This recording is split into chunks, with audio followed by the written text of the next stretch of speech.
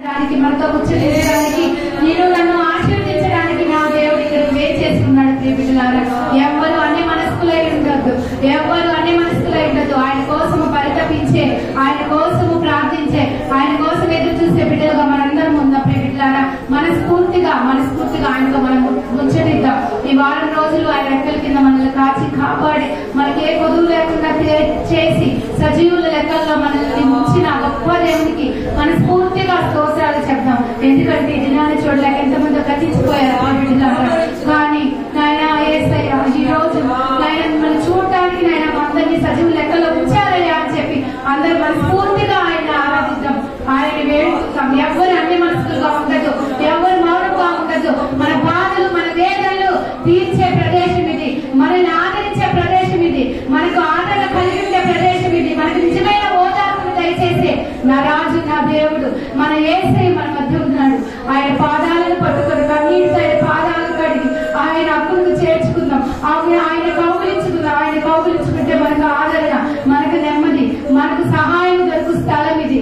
మనకు ఆయన ఆశ్రయ దుర్గము, ఆయన ఆశ్రయ దుర్గము, ఆయన కోటలకు చేరి మనము ఆశయాన్ని పొందేందుకు. ప్రియబిడ్డలారా, ఎవరు అన్ని మనస్కులుగా ఉండకుండా మనస్ఫూర్తిగా ఆయన ఆరాధించండి. దేవా నీకు స్తోత్రమయ్యా, సర్వాధికారి నీకు స్తోత్రం, హల్లెలూయా, స్తోత్రం, కృపాలోరి స్తోత్రం, స్తోత్రం, స్తోత్రం, రాజా వందనమయ్యా. స్తోత్రములపై ఆసీనుడా యేసయ్యా, నా స్తుతుల సింహాసనం నీ కోసమే యేసయ్యా.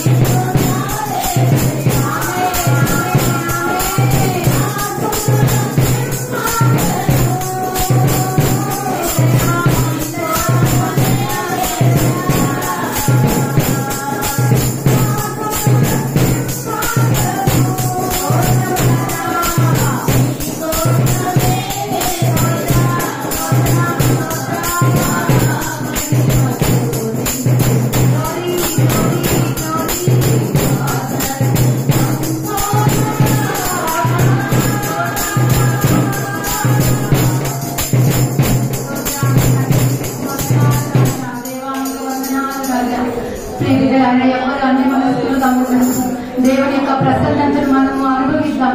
దేవుని యొక్క ప్రసన్నతను పరిశుద్ధాత్మ తాకిడిని మనం అనుభవిద్దాం. ఎవరు నిర్లక్ష్యముగా అన్ని మనసులుగా ఉండదు. హృదయపూర్వకంగా దేవాది దేవుని ఆరాధించండి, హృదయంలోనికి ఆహ్వానించండి. ఎందుకంటే మన రాజాది రాజుడు ధవళసింహాసనాసీనుడు పరలోకాన్ని వదిలి నీ కోసం నా కోసం ఈ రోజు ఈ సన్నిధిలో ఉన్నాడు. సౌరాన్ని పోగొట్టుకోక పట్టుకొని ఆయన పాదాలు పట్టుకొని వచ్చారు. నీ బాధలు, నీ వేదనలు, నీ బాధలు ఆయన సన్నిధిలో ఆయన మోకరించి ఆయన సన్నిధిలో ఒప్పుకున్నప్పుడు మనకు రక్షణ దయచేసే దేవుడు మన దేవుడు.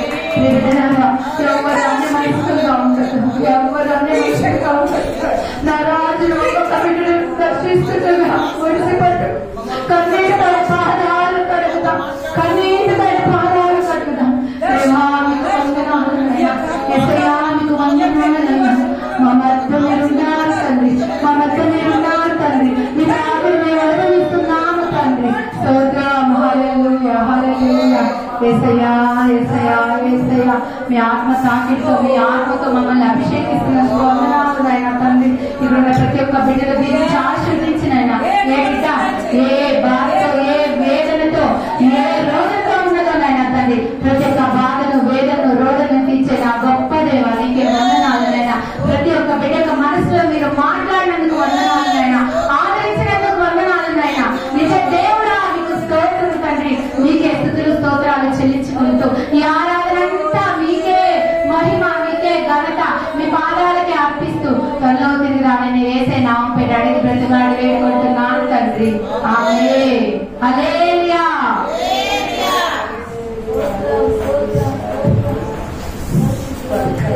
దేవుని పరిశుద్ధన అందరూ కూర్చున్నామమ్మా. దేవుని నామానికి స్తోత్రం కలుగుతుందా. అరే బాబు కొంచెం దగ్గరగా పెట్టు. ప్రార్థన అనే ఒక గంభీరమైన అంశాన్ని గురించి మనం గత దినాల్లో ధ్యానం చేసుకుంటూ ఉన్నాం. ఈ అనుదిన ఆహారంలో కూడా ప్రార్థన అనే అంశం గురించి ధ్యానం చేసుకుంటూ ఉన్నాం. కొన్ని వేల మంది దేవుని వాక్యాన్ని వింటూ తృప్తిపరచబడుతూ ఉన్నారు. చాలా మంది అసలు వాళ్ళు ఎవరో మనకు తెలియదు, కానీ వాళ్ళు ఫేస్బుక్లోను, అలాగే మెసేజ్ల ద్వారాను, అలాగే ఫోన్ కాల్ ద్వారాను మాట్లాడుతూ వాళ్ళు పొందిన ఆత్మీయ మేలు గురించి చెప్తూ ఉన్నప్పుడు నా హృదయం ఎంతో దేవుని స్తుతిస్తూ ఉంది. హల్లెలూయా. అసలు మొట్టమొదటిగా ఈ యొక్క షెపర్డ్ మినిస్ట్రీ స్టార్ట్ చేసింది మన సంఘంలో ఉన్న విశ్వాసులను బలపరచాలి అన్న ఆలోచనతోనే. కానీ మన సంఘంతో పాటుగా అనేక వేల మందిని దినము బలపరచడానికి ప్రభు ఒక సాధనం మనకి ఇచ్చాడు చేతి. ఆ సాధనాన్ని చక్కగా వినియోగించడానికి దేవుడు నాకు బలం ఇచ్చుగాక. హల్లెలూయా. ప్రియ దేవుడు బిడ్డలారా, ప్రార్థన అమ్మ దయచేసి ఎవరు కూడా డిస్టర్బ్ కావద్దు, అటు ఇటు చూడవద్దు. మిమ్మల్ని ఎక్కువసేపు నేను విసిగించను. 45-50 నిమిషాల్లో ముగిస్తాను. కాబట్టి జాగ్రత్తగా ఈ ఒక అర్ధగంట సేపు మీ మనసులన్నీ ఇక్కడ వాక్యం పైనే కేంద్రీకరించండి. ఇక్కడ కూర్చొని ఎక్కడో ఆలోచిస్తే నువ్వు చర్చికి రాకపోవడమే మంచిది. నీకంటే ఇంటికాడ ఉన్నోళ్ళు ఆశీర్వదించబడతారు. ప్రభువు సన్నిధిలో ప్రాణము, ఆత్మ, శరీరము మూడు దేవునికి అర్పించడానికి రావాలి మనం. బాడీ ఇక్కడ, మనసు ఎక్కడో ఉంటే ఇక్కడికి రానవసరం లేదు. దేవుడు నిన్ను ఆశీర్వదించడు. ప్రియులారా, ఒక్కొక్క భక్తుడు చేసిన ప్రార్థనలో మనము ఆ ప్రార్థనలో వారు పొందిన ఫలితం, ఆ ప్రార్థన ద్వారా మనం పొందిన ఆత్మీయ మేలు ధ్యానం చేసుకుంటూ ఉన్నాం. 2 వారాలుగా సొలొమోను ఆలయ ప్రతిష్ఠిత ప్రార్థన గురించి మనం ధ్యానం చేసుకున్నాం. ఈ దినము సొలొమోను ఆలయ ప్రతిష్ట ప్రార్థనలో కొన్ని అంశాలు ధ్యానం చేయాలి అని నేను అనుకున్నాను. కానీ పరిశుద్ధాత్మ దేవుడు ఎక్కువ జాములో ప్రభువా నీ సన్నిధిలో ఏమి ఈ దేవుడు మాతో మాట్లాడుతా ఉన్నప్పుడు సాగిలపడి ప్రార్థించే ఒక ప్రార్థన వీరుడి గురించి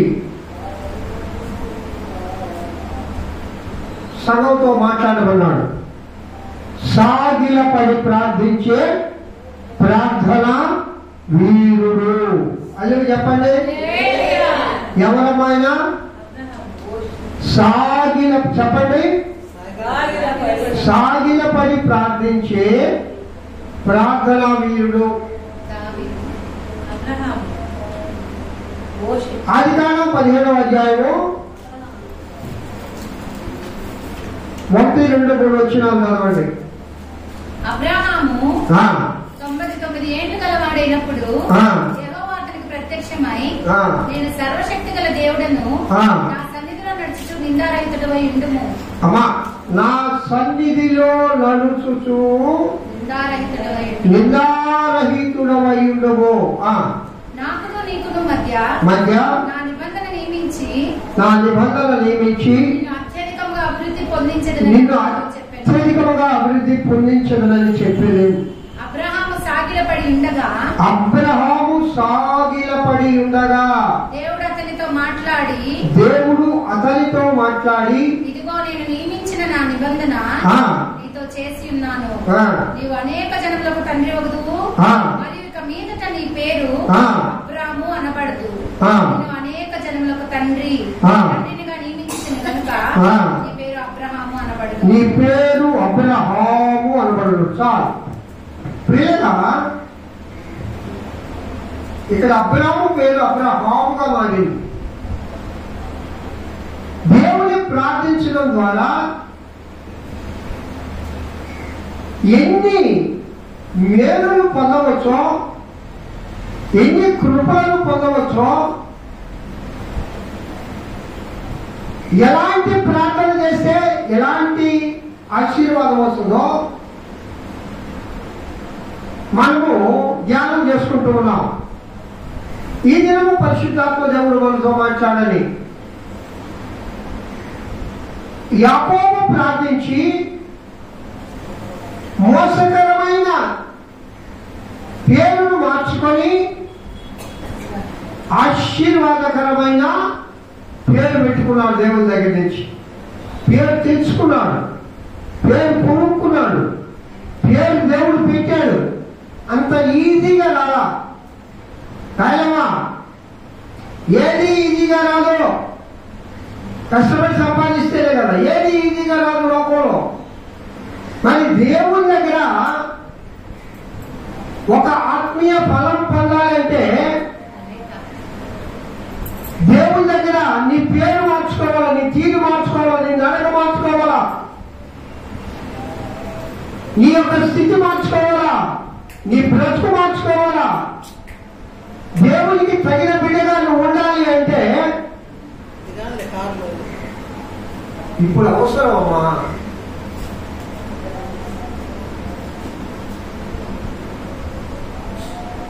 దేవునికి తగిన విధంగా నువ్వు ఉండాలి అంటే దేవుని దగ్గర ఏం చేయాలమ్మా? అది ఎలాంటి ప్రార్థన? హల్లెలూయా. అబ్రహాము ఇక్కడ అబ్రాము పేరును మార్చబడి అబ్రహాముగా అనగా అనేక జనములకు. అనేక జనములు అంటే ఇజ్రాయేలీలేనా? ప్రపంచంలో యేసుక్రీస్తుని విశ్వసించిన ప్రతి ఒక్కరికి తండ్రి ఎవరంటే అబ్రహాము. అలా చెప్పండి ఒకసారి. ప్రపంచంలో విశ్వాసులకు తండ్రి ఎవరంటే అబ్రహాము. అబ్బా, ఎంత ఆశీర్వాదం పొందాడు. ఇప్పుడు ఈ సంఘానికి ఆత్మీయ తండ్రిగా నన్ను దేవుడు పెట్టాడు. నాకు నేను అనుకుంటాను, నాకు ఎందుకంటే ఈ లోకంలో ఏం కావాలి అని సంఘంలో పడేమంటే 50 మంది లేదు.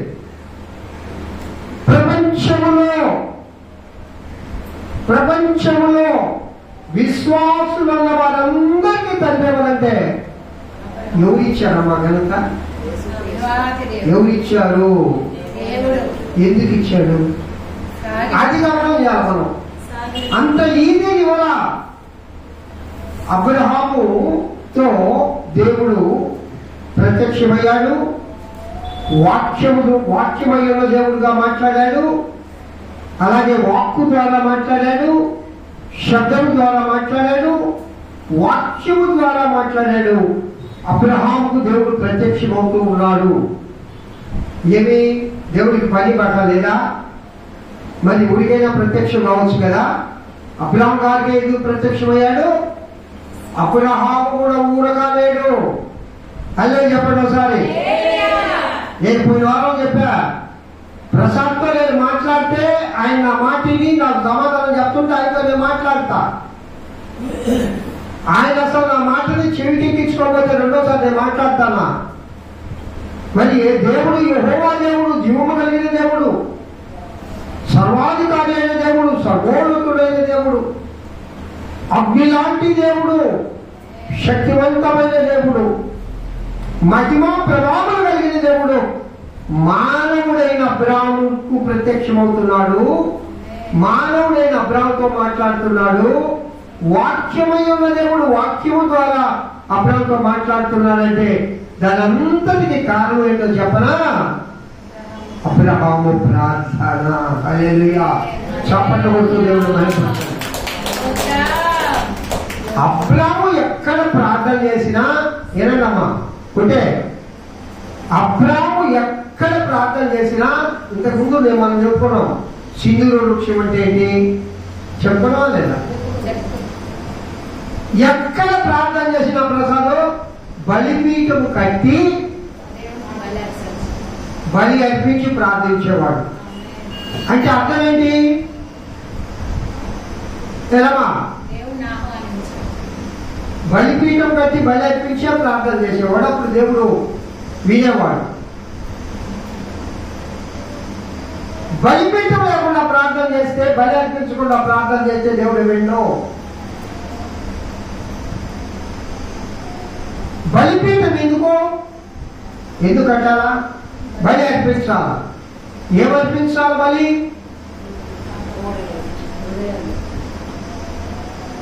పెయ్యనో, కోడెనో, గొర్రె పిల్లనో, గుమ్మనో, అంటే ఒక రక్త ప్రోక్షణ జరగాలి అక్కడ. ఆ రక్త ప్రోక్షణ ఎందుకు జరగాలి?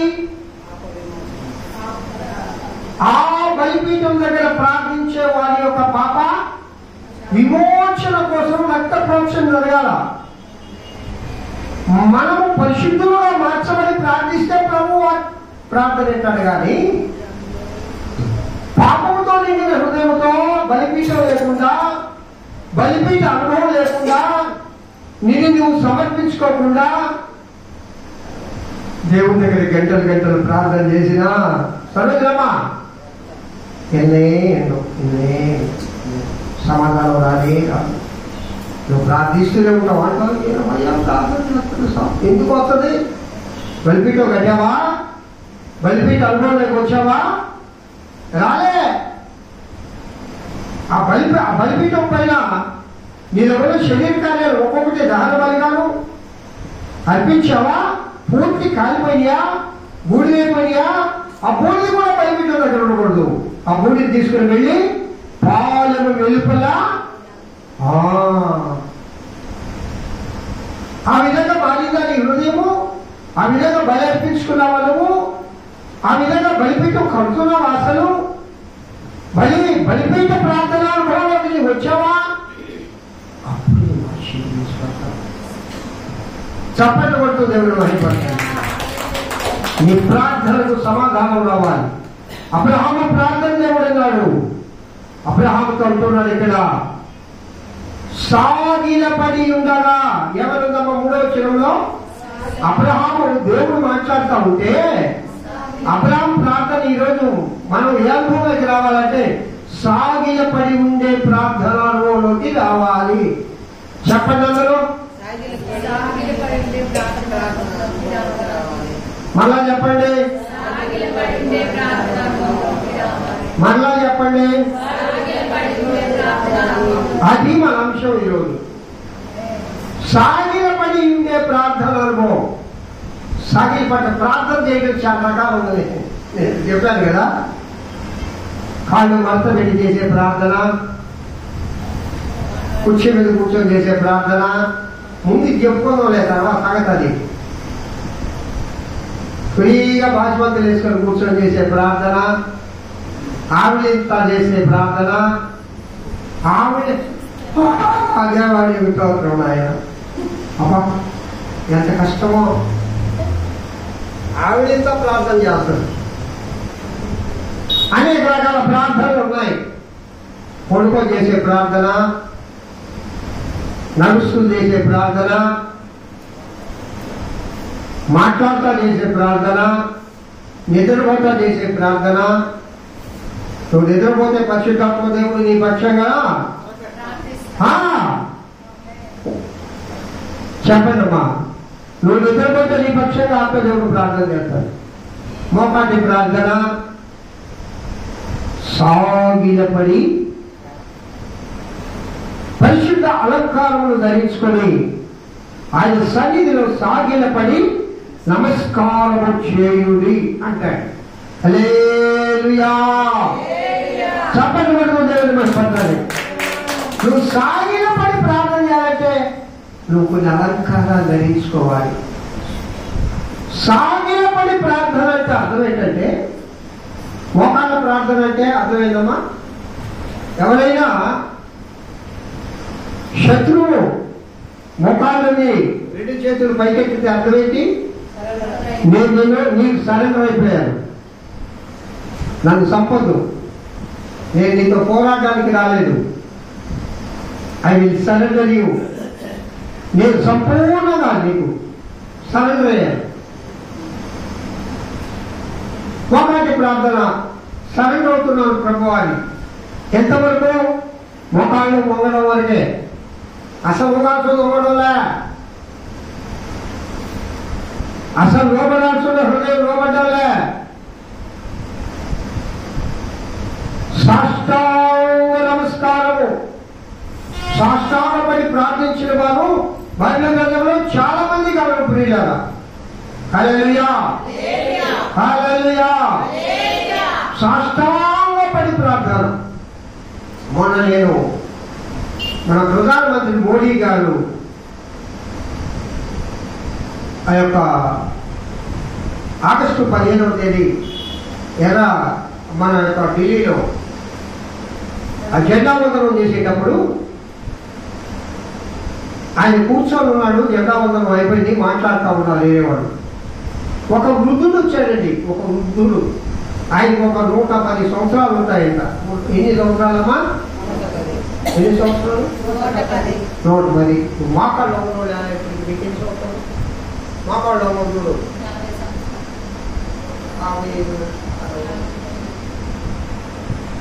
ఆయన డైరెక్ట్ గా వచ్చి మోడీ కాళ్ళ పైన సాష్టాంగపడ్డాడు. అమ్మా నాకు ఆశ్చర్యం వేసింది. ముసలాయన ఉరుకుంటూ వచ్చి ఆయన అటు పుట్టుకోపోతాడు, ఇట్లా అంటున్నాడు. మోడీ కూడా ఆయన కాళ్ళ మీద సాష్టాంగపడ్డాడు. ఇద్దరు చాటిగా పైకి లేచి నిలబడ్డారు. అంటే సాష్టాంగపడి ప్రార్థన చేయడం అంటే, సాష్టాంగపడడం అంటే అర్థం ఏంటంటే హృదయపూర్వకంగా. దేవుడు అన్నాడు ప్రార్థన ఎట్లా ఉండాలమ్మా? ఇందాక చెప్పాను నేను, గుళ్ళో శరీరమే కాదు, ఏముండాలా? ప్రాణం ఉండాలా, ఆత్మ ఉండాలా, శరీరం ఉండాలా. ఈ మూటితో ప్రార్థిస్తేనే ప్రార్థన. సాగిల పడినే ప్రార్థిస్తాను అంటాడు దేవుడు భక్తుడు. అదేదో పాట ఉంది కదమ్మా, సాగిల పడి నమస్కారము చేసేదా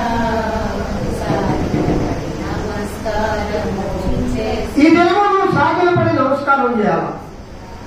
అప్పుడు అబ్రహాము పొందిన ఆశీర్వాదాలు పొందరాదు. ఏంటయ్యా సాగిలపడి నా మోకాళ్ళు అవ్వలే, నేను నిలబడలేదే, నేను సాగిల పడితే పైకి లేదే, ఇక్కడ ఏం తీసుకొని రావాలి అంటే ఏమి వెళ్ళా. సాగిల పడడం అంటే నీ హృదయం ప్రభు దగ్గర సాగిల పడాలి. దినం యాకోబు పొందిన ఆశీర్వాదము, అబ్రాహాము పొందిన ఆశీర్వాదము, ఇస్సాకు పొందిన ఆశీర్వాదము, ఏనాషు పొందిన ఆశీర్వాదము, హేబేలు పొందిన ఆశీర్వాదము, అవ్వా ఆదాములు పొందిన ఆశీర్వాదం నువ్వు పొందాలంటే సాగిలపడాలి, సాగిలపడాలి, సాగిలపడాలి. హల్లెలూయా. చప్పట్లు కొడుతూ దేవుడు నడిపిస్తాడు. ఆ ఆత్మీయ ఆ ప్రార్థన అనుభవంలో అనుభవించి మనం ఇక్కడి నుంచి వదలాలి. ప్రియులారా, దేవుడి సన్నిధి ఇదేమో ప్రభు దగ్గర ఒక ఆశీర్వాదం పొందాలి. సాగిలపడాలి. సాగిలపడాలి అంటే సాగిలపడి ప్రార్థన అంటే అర్థం ఏంటంటే సంపూర్ణంగా. ఏందమ్మా ఏందమ్మా ప్రసాదం ఏంటే కొంచెం కాదు, హాఫ్ కాదు, ముక్కాలు కాదు, 90% కాదు, 98% కాదు, 100%. సోదరు చెప్పండి ఒకసారి. చప్పట్లు కొడుతూ ప్రభువును మహిమపరచండి. 100% దేవుని ఎదుట దేవుడికి లోపడాలి. దేవుడు వదులుకోవాలి శరీర కార్యాలు, వదులుకోవాలి లోకాశ, నేత్రాశ, జీవుడమ్మం వదులుకోవడానికి ప్రయత్నం చేయాలి. నేను ఇక్కడ కూర్చున్నప్పటి నుంచి సాతానును శోధిస్తూనే ఉన్నాడు. ఇందాక కూర్చున్నప్పటి నుంచి వాడు శోధిస్తూనే ఉన్నాడు. అంటే బాబు ఎందుకు రాను నన్ను శోధిస్తావు? ఆలోచనల ద్వారా, తలంపుల ద్వారా.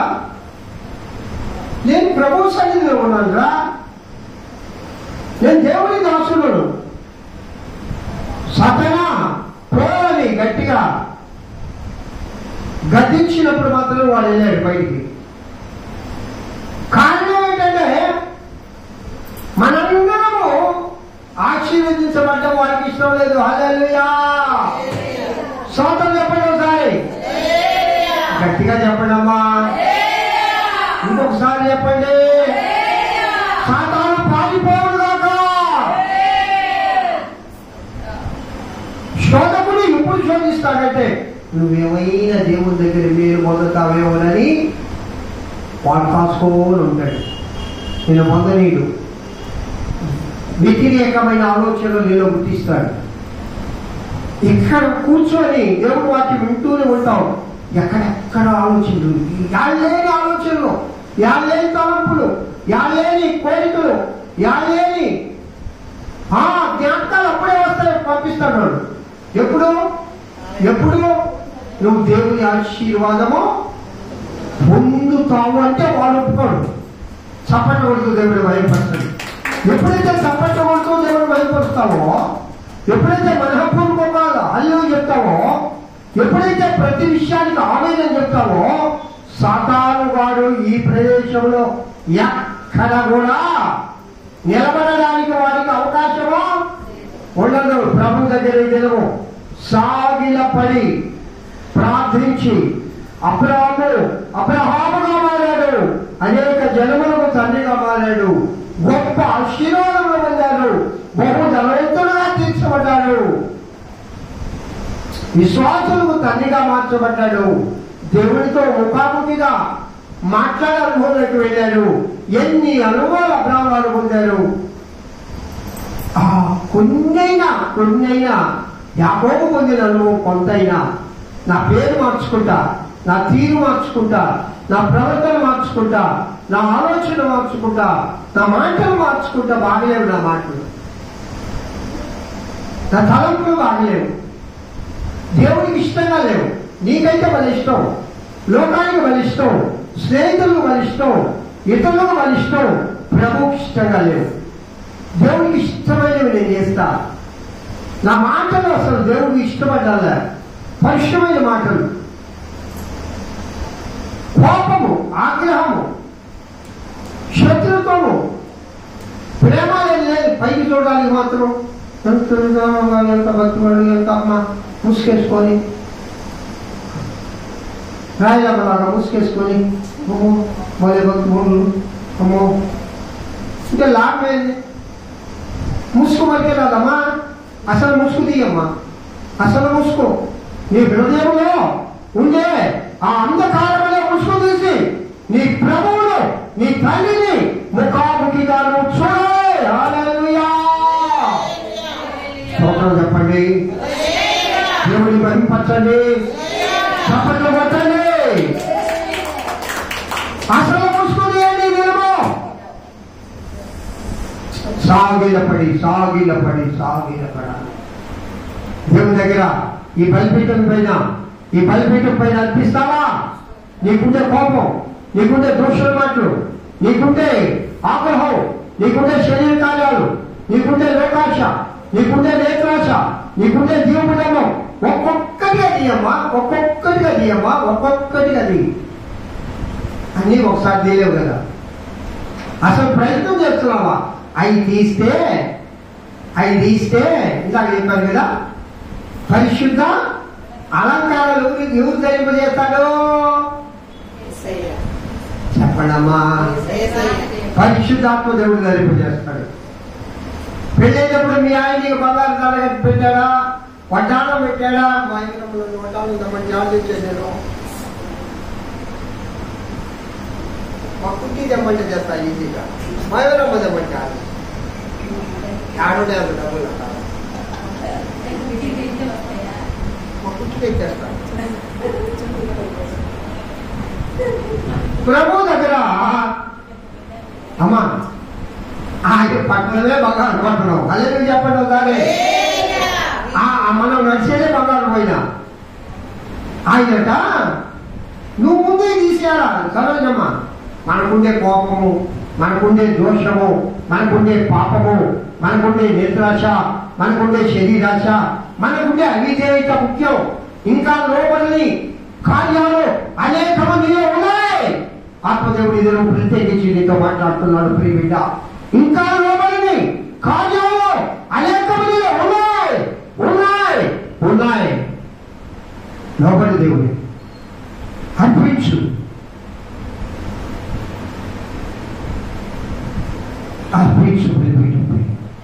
సంపూర్ణంగా పూర్తిగా మారిపోవాలి. అప్పుడు నా ప్రియుడనేసయ్య పరిశుద్ధ అలంకారములతో నిన్ను అలంకరిస్తాడు. హల్లెలూయా. దేవుడికి ఇష్టమైన ఆరాధన ఏంటో తెలుసా? దేవుడికి ఇష్టమైన ఆరాధన, దేవుడు ఇష్టపడే ఆరాధన, దేవుడు నీ నుంచి కోరుకునే ఆరాధన దినం పరిశుద్ధ అలంకారములు ధరించుకొని సాగిలపడి ఆయన ఎదుట నమస్కారము చేయడం దేవుడికి ఇష్టమైన ఆరాధన. హల్లెలూయా. ప్రియ దేవుడి బిడ్డలారా, మరి ఇంకా సాగింపడం లేదు. మొక్కళ్ళలాగా కొందరైతే ఏ అనుభవంలోకి వచ్చారు? గిట్టలను, కొందరైతే మోకాళ్ళు తలువు, కొందరైతే నడువులు తలువు, కొందరైతే భుజాల వరకు. ఇంకా రాలే వెళ్ళిపోతారు. ఏమనుకుంటా? ఇంకా చాలే. కొందరైతే ఇది అనుకో, పరిశుద్ధాత్మ దేవుడిని ఇది అనుభవంలోకి రావాలని కోరుకుంటున్నాడంటే ఇదే అనుభవంలోకి రావాలి. హల్లెలూయా. అంటే సంపూర్ణంగా పొందిపోవాలి. శరీర కార్యములు నీలో ఏమి కనబడవు. నీ అనుభవం ఆత్మీయ అనుభవం ఆ విధంగా ఉండాలని దేవుడు కోరుకుంటున్నాడు. సాగిల పడినే మృక్కేదనే పాట ఉందమ్మా. ఏందమ్మా? వెరీ గుడ్, పాడండి.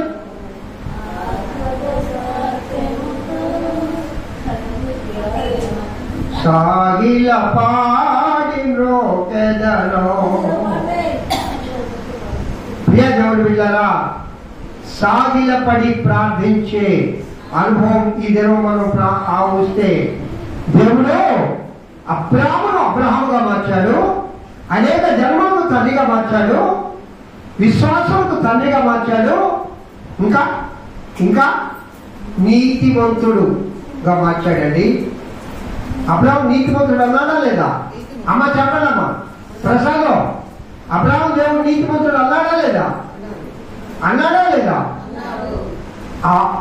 అబ్రహాము దేవుని నమ్మెను, అది ఆయనకు నీతిగా ఎంచబడెను అని పరిశుద్ధ లేఖనంలో రాయబడి ఉన్నది. అంటే ఈ దినము నీ పేరు మారుస్తాడు, నీ తీరు మారుస్తాడు, నిన్ను అత్యధికంగా ఆశీర్వదిస్తాడు. ఆయన అనేక జన్మలకు తండ్రిగా మారుస్తాడు. అలాగే నీతిమంతుడుగా నీతిమంతుడుగా నిన్ను మారుస్తాడు. ఆయన ఏ పరిశుద్ధ అలంకారం నీకు ఇస్తాడో తెలుసా? నీతి అనే మైమరువు, రెండవది నీతి అనే వస్త్రము. ఆ ప్రభు పరిశుద్ధ అలంకారములతో నిన్ను నింపులుగాక, నీకు ధరింపజేయునుగాక. ఎందుకు నేను పొందడం లేదు ఈ పరిశుద్ధ అలంకారాలు? ఎందుకు పొందడం లేదంటే నీ దగ్గర ఉండే పాపపు అలంకారాలు తీసేయాలా, ఈ లోకపు అలంకారాలు తీసేయాలా. పై మెరుగులు అబ్బో చూడగానే పై మెరుగులని తీసేయాలా. అంతరంగము పరిశుద్ధంగా ప్రభువు కనబడాలి. అందరూ చెప్పండి ఒకసారి, అందరూ చెప్పండమ్మా. అంతరంగము పరిశుద్ధంగా ప్రభువు కనబడాలి. మరలా చెప్పండి అమ్మా, మరలా చెప్పండి అమ్మా. మరి స్వామి నోరు ఆమాన్ని కూర్చుకొని కూర్చుంటావు లేదా? నోరు తెరిచిపో. ఇప్పుడైనా ప్రభు నిన్ను ఆశీర్వదించడానికి ఇష్టపడుతున్నాడు. ఇప్పుడైనా ఈ క్షణమైనా ఆ దేవదేవుడు అబ్రాహామును ఆశీర్వదించిన దేవుడు నిన్ను ఆశీర్వదించడానికి ఆయన ఇష్టపడుతున్నాడు. కాబట్టి ఆత్మదేవుడు ఈ విధంగా నీతో మాట్లాడుతూ ఉన్నాడు. హల్లెలూయా. పిల్లలా సాగిలపడి ప్రార్థించి అనుభవం కలిగినమ్మా. ఎప్పుడైతే నువ్వు సాగిలపడి ప్రార్థిస్తావో పరిశుద్ధ అలంకారాలు నా ప్రభుని ధరింపజేస్తాడు. ఆ అలంకారాలు దొంగలు దోచుకోలేరు. శత్రువులు అలంకారాలు చూసి నేను సంపరు. డబ్బు ఏం చేస్తుంది చెప్పండి? ప్రాణం చేస్తుంది. బంగారం ఏం చేస్తుంది? గొంతు వస్తుంది. ఓ తల్లి సన్ను వాడు బయట వచ్చి బీకోని పోతే పాపం ఇంతవరకు ఎక్కువైంది. అంటే అర్థమైంది, లోక సంబంధమైన ఆభరణాలు ఏం చేస్తాయి తల్లి? నీ ప్రాణమే చేసేస్తాయి. పర సంబంధమైన ఆశీర్వాదాలు నీ ప్రాణములు నిలబెడతాయి. హల్లెలూయా చెప్పండి. నిన్ను నిత్య జీవంలో చేరుస్తాయి. నిత్యము దేవుడితో నిన్ను సహవాసం చేసే ఆ పరలోక పట్టణంలో పరిశుద్ధ అలంకారాలు నిన్ను చేరుస్తాయి. లోక సంబంధమైన అలంకారాలు నీ ప్రాణాన్ని తీస్తాయి, నిన్ను బంధనానికి అప్పగిస్తాయి. తిరిగి నిత్య జీవము, నిత్య రాజ్యము, నిత్య స్నేహము, నిత్య ఆనందము ఆ దేవునిలోనే ఉండాలంటే ఈ దినము పరిశుద్ధ అలంకారంలో ధరించడానికి మనం ప్రయత్నం చేయాలి. హల్లెలూయా. నువ్వే ప్రయత్నం చేయబడ్డా మొట్టమొదటిగా నువ్వే ప్రయత్నం చేయాలా? నీలో ఉన్న అలంకారాలు తీసేసుకోవడానికి నువ్వు ప్రయత్నిస్తే పరిశుద్ధ అలంకారాలు దేవుడు దయచేస్తాడు. స్తోత్రం చెప్పండి ఒకసారి. ఒక్కొక్కరికి ఒక్కొక్క అలంకారం ఈ దినం ప్రభు ఇచ్చును కాక. ఆయన ఆత్మీయ పరిశుద్ధ అలంకారాలతో నా ప్రియులను నింపును కాక. ప్రభువా నేను ఎక్కువగా కోపడుతున్నాను. ఆయన అసలు ప్రభు శత్రువు ఏదిలో మనకి చెప్పరా? అలా వాడు భలే కోపడతాడు. వాడు నన్ను లేత వాళ్ళ నాయన నెలకు నాకు ఇంట్లో కనపడుతుంటది. ఎందుకు నాకు కోపమ? తన కోపమే తన శత్రువు. ఆయన ఆ పద్యం వచ్చారా? మీకు పద్యాలు నేర్పుతాయి. ఎవరు ఉంటా మాకు నేర్పించారు. తన కోపమే తన శత్రువు, తన శాంతమే తనకు మిత్రుడు. రక్ష అంటే నేను రక్షించేది నీ శాంతమే. నీకు శత్రువు అయ్యేది ఇదేదో నా 2 చేతులు నమస్కరించి చెప్తా ఉన్నా మీకు. నా సంఘంలో ఇక్కడ ఆత్మ ద్వారా దేవుడి వాక్యం వినే బిడ్డలారా, కోపం అనుకుందామమ్మా, కోపం తగ్గించుకుంటామా. కోపం శత్రుత్వాన్ని పెంచుతుంది, కోపం ప్రేమను సలారింపజేస్తుంది, కోపం దేవునికి దూరంగా నేను జరపద్ది. కోపం ఇంకొక లక్ష్యం నేను చెప్పట్లా, నీకు అనారోగ్యం వస్తుందమ్మా. ఒక్కసారి కోపడితే నీ బాడీలో ఎంత బీపీ ఎక్కువైపోదు. కోపడితే మొక్కం తెల్లకుండోళ్ళ మొక్కం, నేను అలాంటి కైలోడి మొక్కం కాదు. తెల్లకుండోళ్ళ మొక్కం ఎట మారితే నా కైలోడి మొక్కం అది మారింది తెలియదు. ఎప్పుడు అట్లాగే ఉంటుంది అలాగా. తెల్లగా ఉండేవాళ్ళ ముఖం అంటే అర్థమైంది, బ్లడ్ అంత స్పీడ్గా. ఎంత స్పీడా? గుండె నిమిషానికి ఎన్నిసార్లు కొట్టుకోవాలా? 110 సార్లు కొట్టుకోవద్దు. కోపం వస్తే నీకు అర్థం కాదు. పుట్టింది అసలు నువ్వు కోపడే లాభమైంది. కోపంతో దేనికన్నా సాధిస్తావా చెప్పండి? అసూయతో దేనికన్నా సాధిస్తావా? ద్వేషంతో దేనికన్నా సాధిస్తావా? దేన్ని సాధించలేవు. చివరికి నీ ప్రాణాన్ని పోగొట్టుకుంటావు, చివరికి నువ్వు కృంగిపోతావు, చివరికి నువ్వు వ్యాధిగ్రస్తులు అవుతావు, చివరికి నీకు శత్రువులు అనేక మంది అవుతారు, చివరికి సమాధానం లేని దానిగా, సమాధానం లేని వాడిగా లోకంలో నువ్వు మిగిలిపోతావు. చివరకు నువ్వు పోతా ఉంటే పలకరించే వాడు కూడా ఎవరు నీకున్నాడు, నీకు స్నేహితుడు నీ దగ్గరికి ఎవరు రాదు. ఇవన్నిటికీ కారణం ఏంటి? కోపము. హల్లెలూయా. అది ఒక్కదాన్ని వదులుకుందామమ్మా ఈరోజు. నేను చూడకూడదు కోపంగా మీరు మాట్లాడినప్పుడు ఎక్కడైనా. నేనేం పరాయుడిని కాదుగా, మీ మధ్య తిరిగేవాడిని. ఈ ఆలోచన వాక్యం చెప్పే వల్ల నేను పోయి ఆడించి వచ్చేవాడు కాదుగా. మన వ్యవహారశీలంతా మనకు తెలుసు. నేను చూడకూడదు మీరు కోపడగా. బైబిల్ గ్రంథంలో మంచి మాట ఉంది కోపాల గురించి. ఏముందమ్మా అంటే అర్థమైంది చెప్పడం నాకు తెలీదా? కోపపడు కానీ పాపం చేయకూడదు. అర్థమైంది?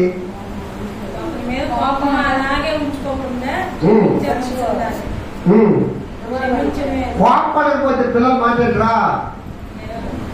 అసలు భార్య మాట్లాడదు అని అప్పు ఎత్తి మీద కూర్చోండి. మేము కోపడకపోతే ఆయన మేము దోస్తలా మా కోడలనే ఆయన ముసలో మాట్లాడు మాదేమో కదా మాట్లాడరా? బిడ్డలు మాట్లాడరా? మా భర్త భార్య మీద కోప్పడితే ఎంతసేపు ఉంటుంది? భార్య భర్త మీద కోప్పడితే ఎంతసేపు ఉంటుంది? బిడ్డల మీద కోప్పడతావు ఏ అని కాకుండా తిట్టేది అని పోయి వాటికాడు కూర్చొని బతులాడి వద్దని ముందు నోట్లో పెడతాం. అలాంటి కోపాలనే పర్లేదు. నేను చెప్పేది అసూయతో కూడిన కోపం, ద్వేషంతో కూడిన కోపం, మత్సరంతో కూడిన కోపం, నిత్యము శత్రుత్వంతో నిండిన కోపం. సో ముఖం చూడకూడదు. ఏమంటా మాకు ఈ బంగారు ముఖం వాడి ముఖం చూడకపోతే ఏమో వాడి ముఖం బాగానే ఉంటుంది, నువ్వు అసలు నీ ముఖమే బాగలేదు. ముఖమే చూడలేడు శతాలు అంటాం. ఏసై అంటాడు నీ ముఖం నేను చూడాలా వద్దా? ప్రభు అంటున్నాడు ఇదిలో, అమ్మ నీ ముఖం నేను చూడాలి కదమ్మా, అమ్మ నీతో నేను మాట్లాడాలి కదమ్మా. ఆ అబ్రాహాముతో దేవుడు ఎందుకు మాట్లాడుతున్నాడు? అన్నిసార్లు వచ్చి అబ్రాహాము దేవుడు ఎందుకు దీవిస్తా ఉన్నాడు? అబ్రాహాము ఎక్కడన్నా కోపడ్డట్టు చూసారా? మీరు చదవండి అబ్రాహాము చరిత్ర ఆదికాండంలో 11వ అధ్యాయం 12వ అధ్యాయం నుంచి మిగిలిన ఉంది. దాదాపు కొన్ని అధ్యాయాలు ఉన్నాయి, చదవండి. ఎక్కడైనా అబ్రాహాము కోపడ్డా? యాకోబు కోపడ్డాడు. అబ్రాహాము ఎక్కడైనా కోపడ్డా? అబ్రాహాము శాంతిపడు. అలాగే చెప్పండి ఒకసారి. పెద్ద ఆయన మన మూలపురుషుడు, మన విశ్వాసులకు తండ్రమ్మ ఆయన ఉండే గుణగణాలు మనం నేర్చుకోవాలమ్మా. ఆయన ఏ విధంగా ఆ కల్దీయ దేశం నుండి తీసుకుని వచ్చి అబ్రహాం దేవుడు ఆశీర్వదించాడట. అది ఈజీగా ఆశీర్వదించలే. అబ్రహాము పుట్టినప్పటి నుండి, అబ్రహాము ఆ బొమ్మలు అమ్మేటప్పటి నుండి ఒక జీవము కలిగిన దేవుడు ఉన్నాడు. ఆయన నేను చూడాలా, ఆయన కనుగొనాలా అని ఆశ కలిగిన వాడు. అల్లే చెప్పండి. ఆశ కలిగిన ప్రాణములు తృప్తిపరిచే దేవుడు. నీకు ఏ ఆశ ఉన్నప్పుడు ఏం ఆశపడుతున్నావు అక్కడ కూర్చోండి. నేను కోపం తగ్గించుకోవాలా, నేను ద్వేషించకూడదు ఎవరిని, నేను ఎవరి మీద అసూయ పెంచుకోకూడదు, నేను శత్రువులు ఎవరిని చూడకూడదు. ఒకవేళ నన్ను వాళ్ళు శత్రువులుగా చూడండి, పర్వాలేదు, నా శత్రువులు కూడా నేను ప్రేమిస్తాలా. నేను ఎవరితోనైతే పలకనో వాళ్ళని వెళ్ళి నేను ఇప్పుడే పలకనియాలా, వాళ్ళు క్షకనియాలా, వాళ్ళని క్షమించండి అని నేను వాళ్ళు కోరాలా. నా హృదయాన్ని సమాధానం పరుచుకోవాలి. అల్లే చెప్పండి. ఇది చేస్తే నా ప్రభు నన్ను ఆయన పరిశుద్ధ అలంకారాలతో అలంకరిస్తాడట. పరిశుద్ధాత్మ దేవుడు నేను నాతో మాట్లాడాడు. కాబట్టి నేను లోబడకపోతే ఎట్లా, కాబట్టి నేను లోబడకపోతే ఎట్లా, కాబట్టి నేను సాగిలపడకపోతే ఎట్లా, కాబట్టి నేను సాగిలపడి నా ప్రభువు ప్రార్థించకపోతే ఎట్లా, ఇంకా ఎంతకాలం, ఇంకా ఎంతకాలం, ఇంకా ఎంతకాలం, ఎంతకాలమని లోబడలేని హృదయం, లోబడిన హృదయం, ఎదురు తిరిగే హృదయం, మెడవంచని జనముగా నేను ఇంకా ఎంతకాలం జీవించాలి? నా హృదయమా, నా ప్రాణమా, నా ప్రభువుకు లోబడతాను అని చెప్పండి. చెప్పనమందర నా ప్రాణమా, నా ప్రభువుకు నేను లోబడతాను. నా ప్రాణమా, నా ప్రభువుని నేను ఆరాధిస్తాను. నా ప్రాణమా, సంపూర్ణంగా నా దేవుని నేను తృప్తిపరుస్తాను. హల్లెలూయా. ఇదేమో సాగిలపడి ప్రార్థించే ఆత్మీయ అనుభవంలోనికి పరిశుద్ధాత్మ దేవుడు మనలను నడిపించునుగాక.